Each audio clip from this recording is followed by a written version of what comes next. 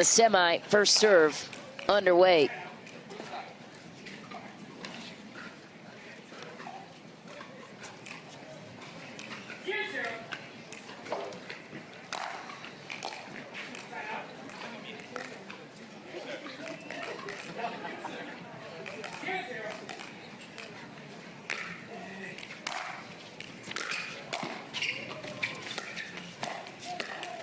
Ooh.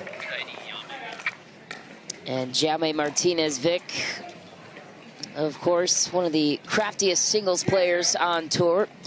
Played tennis at Hawaii Pacific University, 30 years old.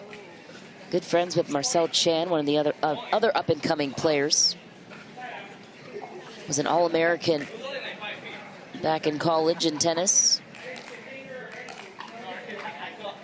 Currently residing in Honolulu.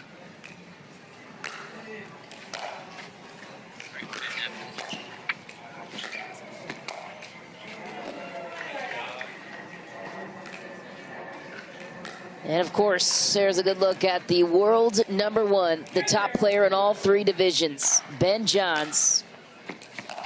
39 gold medals in 2023. He has surpassed the 100 title mark. A nice shot there from Martinez Vic.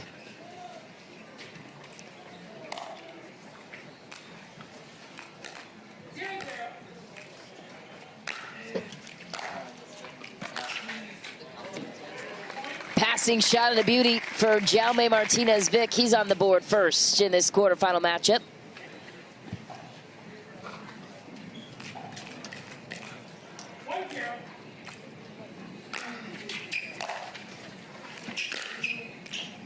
Just barely wide for Martinez Vic.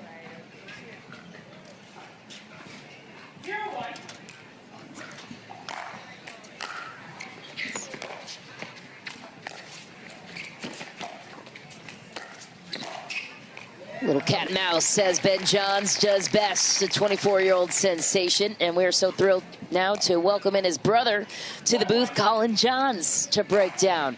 Yes, Brother Ben. Yes, thanks for having me. Absolutely. I know a thing or two about one of these guys. Yeah, break it down. Let's hear it. Can't wait. Big weekend for you and Ben. Men's doubles partners, as always, and brothers, obviously. Yes, just got off the practice court myself, so now looking in, quarterfinals. And we have this same serve rule as we trialed at the Masters, so it's interesting to see how that affects the serving, particularly in singles, because the serve is so much of a bigger deal. Players are more aggressive. You're not able to be as aggressive when you're essentially striking the ball from lower. Explain that decision-making, too, into implementing that rule, because that was player-driven, as we understand it, up to this point. Just wide for Vic? Yeah, so that's been a topic of debate for quite some time. Certain people like to push the envelope, my brother being one of them sometimes, where... No. Oh, yeah, say it's not so. But the rule is very arbitrary, very nebulous, because you can't really see anyone's belly button. The navel is not very descriptive. So that, and at that point, is starting to be quite high on some players. With certain players having more height, certainly they can use that to their advantage. But the serve was, I guess, in pickleball, never meant to be a weapon. That's sort of, you want to see rallies. So I think that was part of the thinking behind it. It was to make rallies happen, not to take away the serve, because I think the serve is important to have as something to leverage. But you also want to make sure that there are rallies, and you're not seeing, 4 or 5 returns a game being missed. So I think that was part of the thinking. And then I think it was also thinking something that we could make for the referees to have easier enforcement, because their job is really tough. And there was one particular match at the PPA finals where Ben and I were playing, and one of the refs didn't really seem to want to call the serve. So there was some debate about it, and I think that if they had a little bit more free license to call it, or just making it easier for them to call it, that would help them a lot. Because we don't want to make their jobs tough. We want to make it as easy as it can be, because it's already hard enough dealing with us sometimes. Speaking of the refs.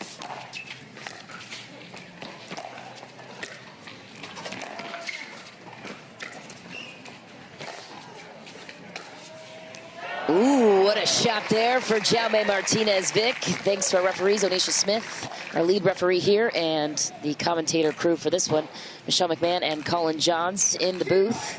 Thrilled to get the insight from Colin, as always.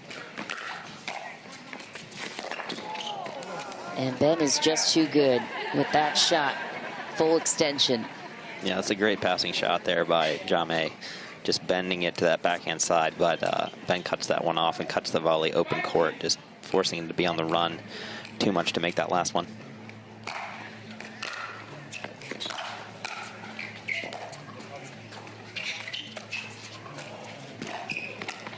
Crafty play from Martinez Vic. What makes him a difficult singles opponent in your eyes?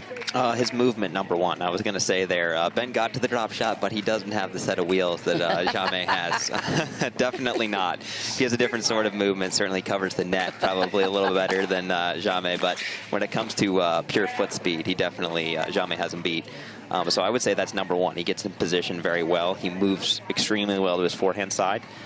So you saw that movement out to that passing shot that I just talked about. He gets himself into such good position that he can bend the ball in a way that can really be bothersome. So you combine that with the amount of spin he generates on his passing shots, it could be really tough to cover the net effectively, because even if you're getting your paddle on his passing shots, they're very heavy, so they really move on your paddle. You can miss a lot of volleys and give him opportunities to come crashing in on those follow-ups. So something like that, he really set the table quite nicely, and I think he overthought it, or maybe a little bit of wind took that one, but he had a great opportunity on that next one.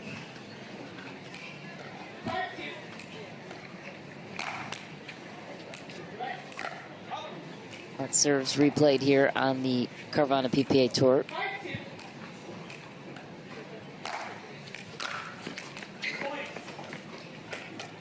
And Ben's still able to leverage a pretty aggressive serve there, even with the new rule. And he's adopted more of the open stance.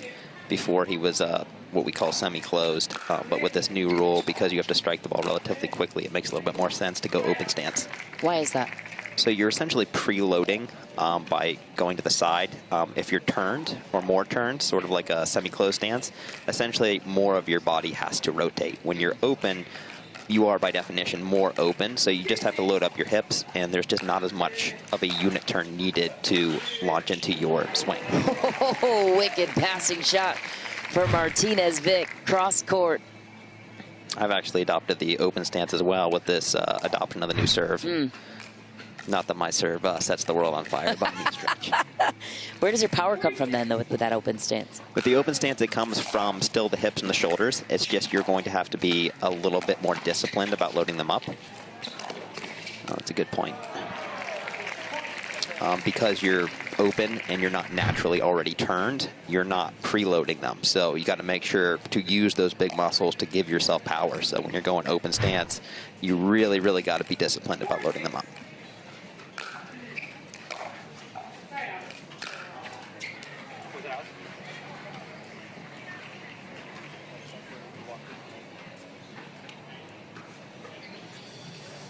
It's hard to tell. Has it been pretty windy this morning, Michelle? I don't think so. It's been pretty seemingly quiet on center court. How was it when you were practicing? Where I was, it was perfectly calm, but yeah, you know, it can pick up and be a little different at different spots. I was practicing a distance away, so didn't seem to be too much wind, but a couple of these shots makes me think that it might be a little breezy in there.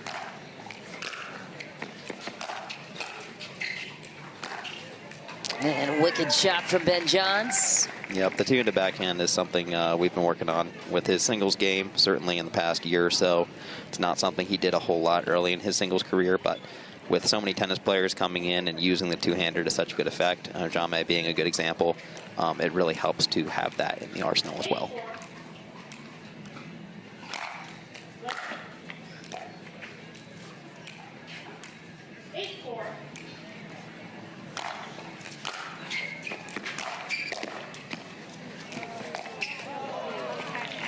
Cleanup job by Ben Johns. Takes a 9-4 lead here in game number one. When you're drilling on specific things, what does that look like? So, for example, the backhand for Ben in singles. What is Is it just one drill? Is it just hitting a bunch of balls in the same? There's a lot that goes into creating a good drill for any shot, but I'm a big fan of isolating, meaning that you can just work on that thing. So when you're playing, that's the ultimate sort of open system where you might only get a two-handed backhand passing shot once in a while, versus if you take out a basket of balls and you feed 100 balls in a row to the backhand, you're isolating quite nicely, and that allows you to get a grasp of what you want to do with that shot, because maybe you're making a technical change, maybe you just need to get comfortable with it. But in many ways, when you're first starting out with any shot, and using Ben's two-hander as an example, you need to isolate, and you really need to isolate in a very specific way. It might be that he only hits it down the line for the first 100, and then we go cross-court, and then mix it. So I think that allows you to really hone in on exactly the skill that you want to get good at. And game one will go to Ben Johns, just like that, an 11-4 finish. And Jaume Martinez Vich will have to find something, a motivated man, here on Humana Championship Court. The official ball of the PPA Tour.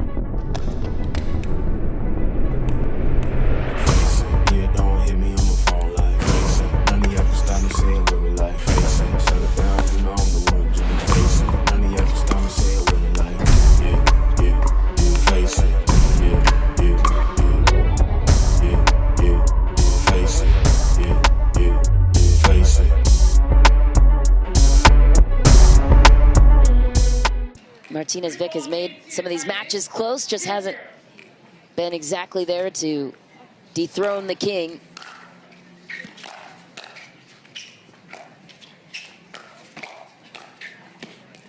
I remember the first time I think Ben played Jaume was last year in Austin in the spring, and I think he beat him relatively comfortably in 2 games, but he faced him again after that in the finals of Texas Open, and Jaume won the second game with a lot of energy and was playing well. So it was looking like it was going to be a close match, and it was there in the third game for a while. So it's not like the matches haven't been close, at least in that one particular match. So it's not like Jaume's going to this match and saying, oh, I have no chance to win. He definitely feels like he's pushed Ben in the past, and he just needs to get over that hurdle. How do you remember all this? Well, I guess you could call it my job to remember my job to remember these things. Although I do remember certain junior tennis points from many years ago. My brain just works like that. The Johns brothers are just built different.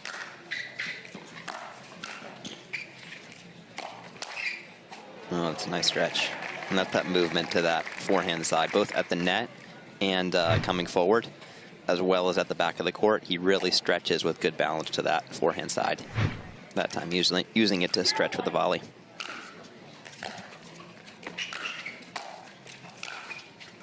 And you see same there, movement to the forehand, and likes to go with the cross-court drop. And because he puts himself into such good position quickly, you really have to cover the line, and that opens up the cross-court.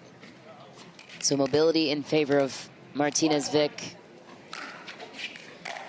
Have to know the leverage John still has in the matchup, and that's wide. So where does Ben have the leverage here in this matchup, X's and O's wise? I think Ben covers the net pretty much better than anyone, certainly second to none.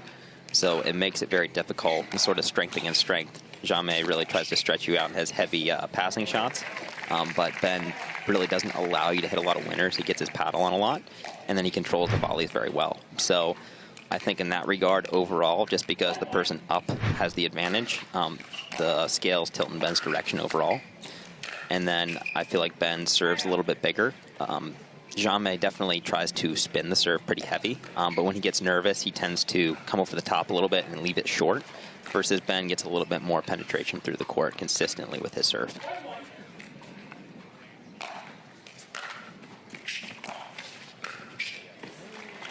Not that there's not a whole lot more to the game, but those are a couple things to note.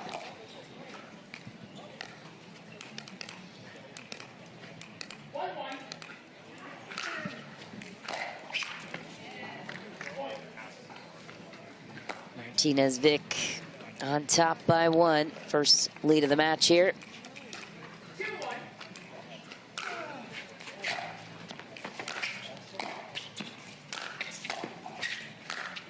There's that movement by Ben at the kitchen line where Jaume hit several good passing shots. He probably would have won the point against 90% of the field there, but Ben's in that 10% where he gets his paddle on it and hits it well enough to where he still has control of the point.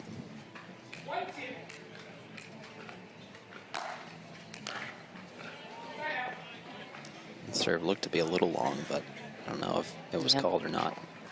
Just back. Why is that lateral movement so good for Ben? Something he trains, or is it just ability to read? All the above? Definitely anticipation plays a big part, but Ben's wingspan is also very big. So Ben's 6 feet tall, but I think his wingspan is more like 6'2". Wow. So having long arms is very helpful when it comes to covering passing shots. And then his balance is very good. Obviously, he's very good in the doubles domain, so having a wide skill set on the volleys to where he can do different things with the ball, that certainly helps. But it's a combination of anticipation, the different shots he can hit, and then his wingspan.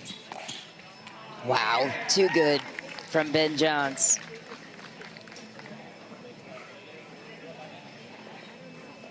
Halting the momentum of Martinez Vic, trying to uphold a 3-point lead.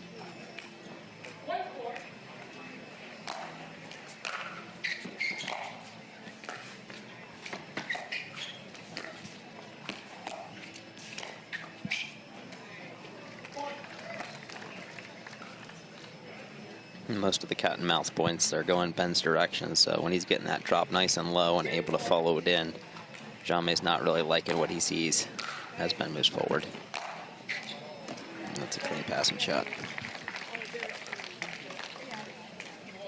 That's where the serve really sets it up. It doesn't look like it's overwhelmingly good, and Jaume got decent depth on it, but it's just sort of sitting there on a silver platter for Ben's forehand. That one's a little bit better, but great drop. That's one way to get out of the cat and mouse. The lob. The lob, yeah. And it works.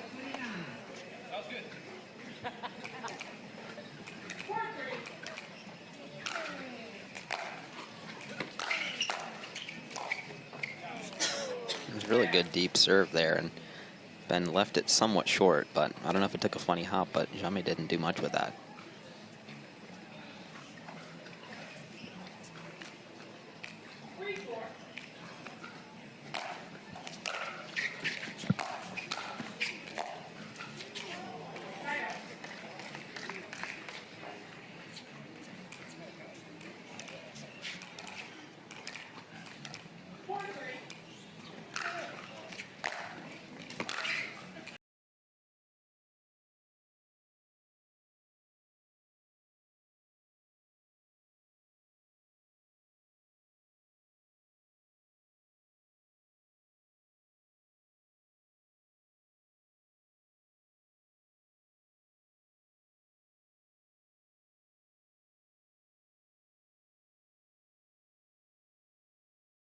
To find that angle. You have a wider angle, but you run out of court a lot faster. Mm.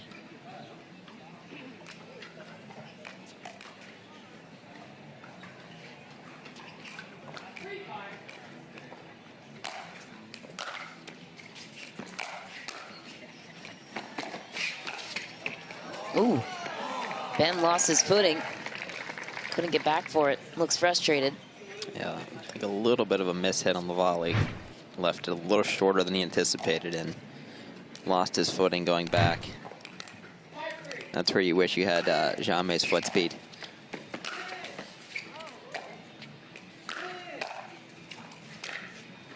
Oh, that's pretty good. Movement to the forehand, good balance. Able to create a circus pass there. Jaume, originally out of Mallorca, Spain. Former hitting partner of Rafael Nadal. Oh! Now he's just painting both sides. Gets the cross-court pass, and now down the line.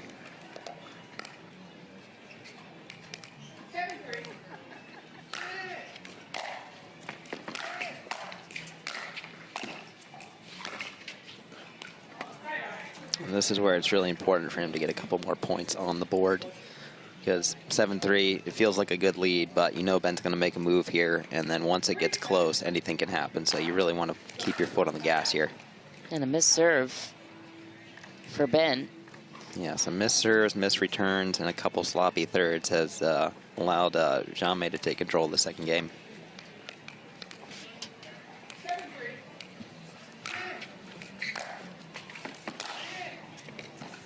Oh, we almost made that.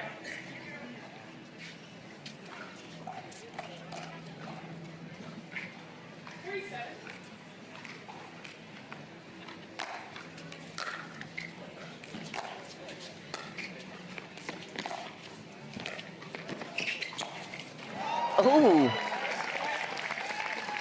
interesting point. You can see the wind picking up a bit on center court.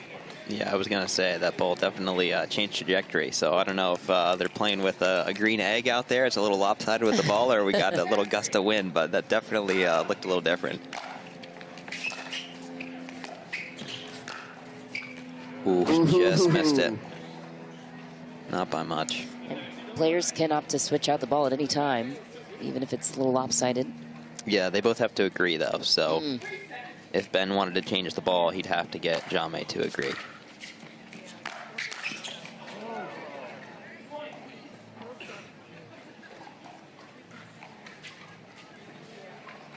And this tournament, we're back to the traditional format where you play out the entire bracket other than the championship match.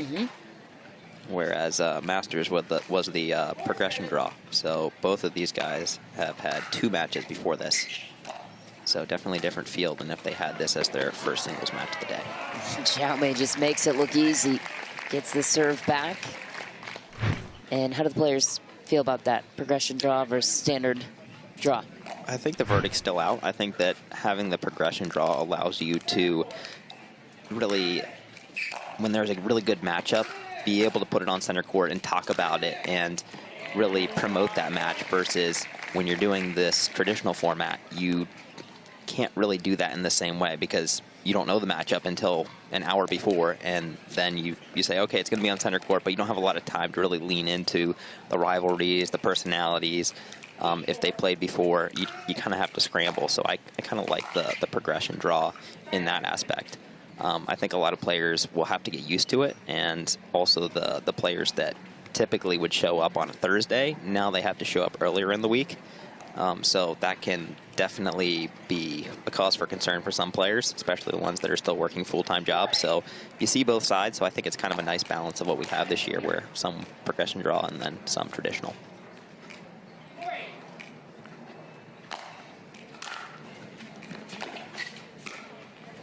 That is too good of a return from Jaume Martinez Vic. Pulling Ben Johns out wide. Can't get back.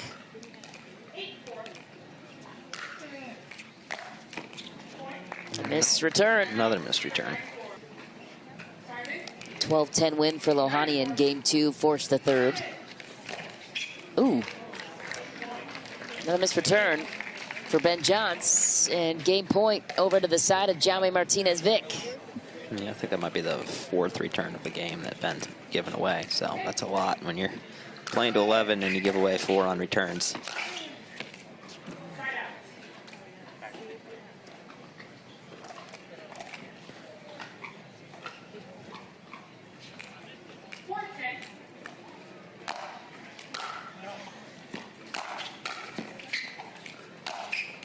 Inside out. And a beauty for Ben Johns. Gets the serve back. Not going away yet.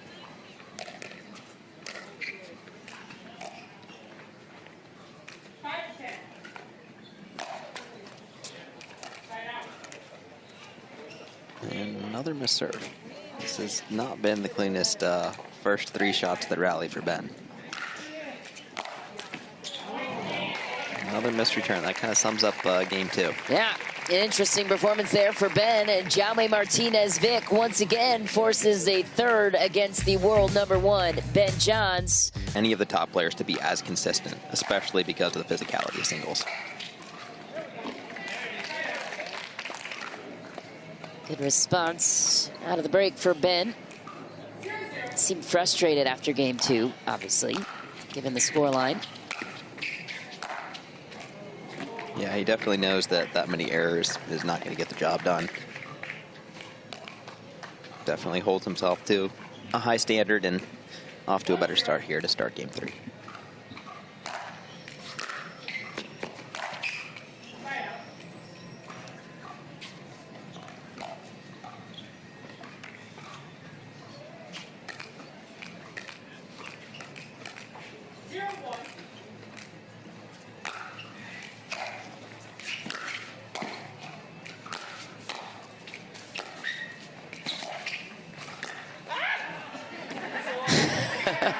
And it was a good point. I mean, he probably would have won the point on a couple of those shots against most players, but the last shot, I think he ran out of ideas on how to win the point.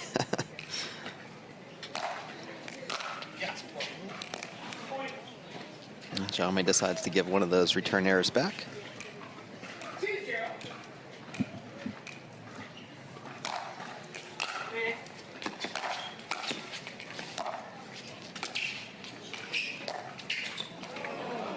Not the best decision there on the volley, but gets away with it.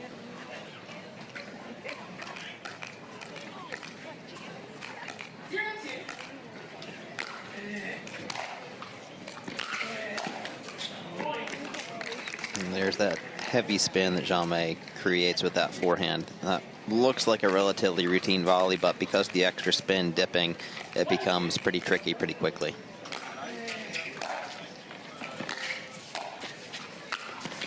Finished off by Jaume Martinez Vic, tying it at 2.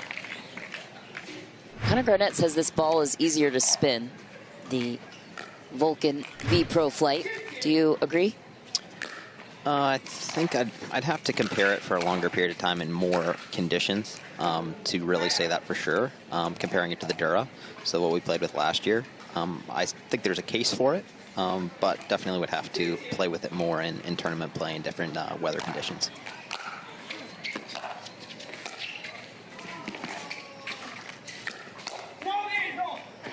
Oof. Ben just got enough of that one. Not the cleanest shot of the day. Crowd was engaged with that one, getting a rise out of Jaume Martinez Vic.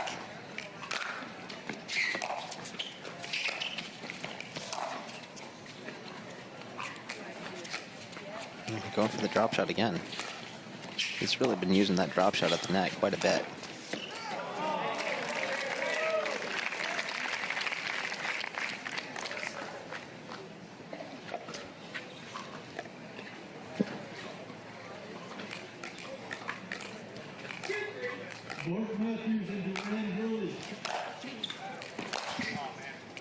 Misfired wide from Martinez Vic. Mentioned that drop shot Vic is using a lot more of. Yeah, typically when you're at the kitchen line volleying, you're going to try to keep the opponent pinned back. But he seems to be going to the drop shot, something that Colin Schick used quite a bit in Daytona last year, and yet another one that he dropped short. Not a complete drop shot, but doesn't get away with that one. He seems to have picked that as a strategy to go to more than you would normally.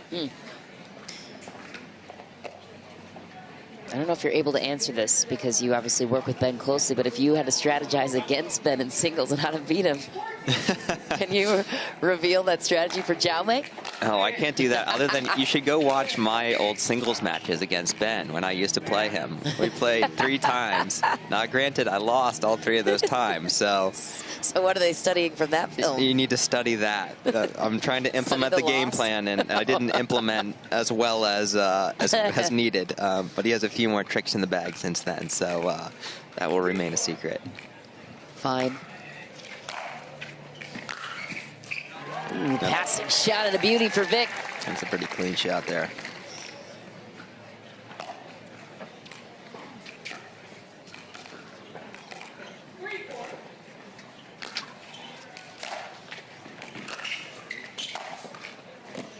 And there's the return that Ben's been wanting to hit, one that lands inside the court, just barely. Sometimes easier said than done. Yes. Easier for us to say here in the booth. Yeah, and it should be noted that we changed balls to the Vulcan ball. So talking about the different rotations you can get on that ball, it also plays differently as far as feel. So yeah, when it comes to calibrating at that top level precisely, it can play a factor. So being used to a Dura in these conditions versus a Vulcan, you can miss a few more returns or other similar shots simply because you're not accustomed to the ball at the highest level. How long do you think that growing pain will last with adjusting to a new ball? I think that you can get used to it in a given weather condition relatively quickly if you're used to it. But the thing is, you're playing in different cities. What a point. Great scramble. Wow. Oh, point of the match. Martinez Vic comes away with it. Have another look. Great movement. The mobility. Absolute insanity from Martinez Vic.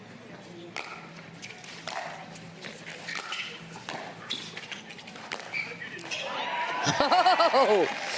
And then he comes up with another hook cross-court shot. Yeah, Ben going to definitely starting to feel it at this stage of the day.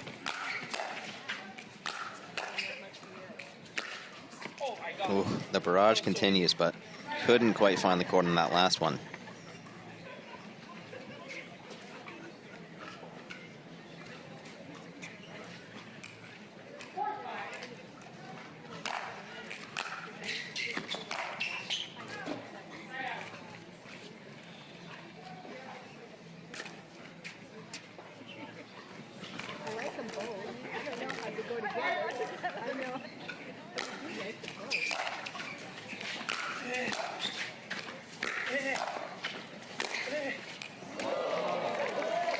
Did that catch? Yeah, I think it just barely Wow. caught.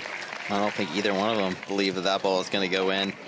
He advances through to the semis against Jay DeVilliers. Yeah, Jay DeVilliers winning some good matches. Took out Chris Haworth after he had that victory over Connor Garnett. So Jay definitely playing some good ball, waiting in the semis. That's a nice shot. Too good from Ben Johns, painting the corner. Oh wait, did it go long? I don't know. I guess the call was long. I guess Looked like it go caught. long. Into the net for Ben Johns. Jaume Martinez Vic will take back a 3-point lead. Big momentum shift there. Could have been 6-5 serving for Ben, and now 7-4.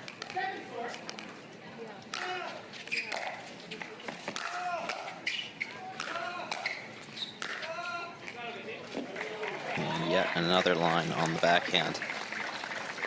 Can't really miss right now.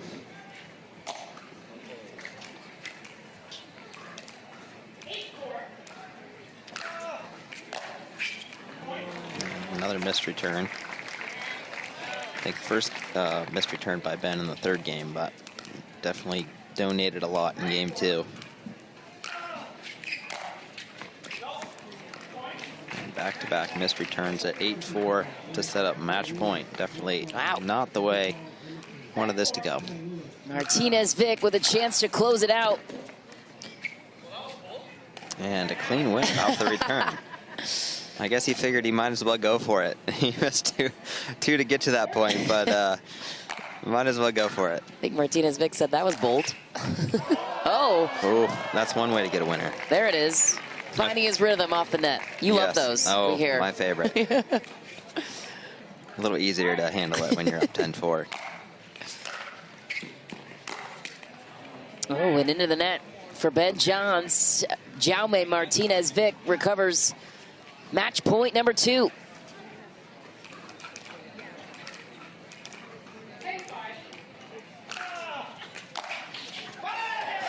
Deep goes the return, and Jaume Martinez Vic takes down the number 1, Ben Johns, in the desert. How did he do it? I mean, some great passing shots, some great movement, and definitely a few too many missed returns by Ben. His match in the quarterfinals, and we are thrilled to welcome Jaume to the broadcast now. Colin Johns, Michelle McMahon here with you. Jaume, congratulations. Your first career win over Ben Johns. It took 5 tries, 5 matches to do it, and you finally did it here in Arizona. How would you summarize how this moment feels to you? Well, I came into the match with like pretty much a little bit of pain, and I had no expectations at all, and I just was trying to hit as big as I can and try to finish the point earlier. I guess I should play like this instead of running. I don't know what I've been doing for the last year. Well, Colin Johns here. Congratulations on the win. Didn't look like it hurt your movement too much. Still running around like a jackrabbit out there. I wanted to ask you about the ball. We changed balls since last year from the Dura Fast 40 to the Vulcan. How do you feel like that's affecting the play? Some of the players are saying that you could maybe spin it a little bit more, but what's your experience been on it? I actually feel that the ball pops off a little bit more than the Dura. When the ball is new, I cannot spin it that much, but when it gets a little used up, I can spin it more. So every time I suffer on the beginning of the sets when you give me new balls. I hate that rule. Well, you got another big task ahead in the semifinals against Jay de Villiers with your current physical condition. How do you prepare for a match like that? Oh, Jay's scared of me. I have his number. I live in his head. It's okay. That's amazing. Well, a big win for you and a big congratulations from us. Go stretch out those muscles. You got one more to go, my friend. We'll see you later on. Thanks so much. Thank you. Bye-bye.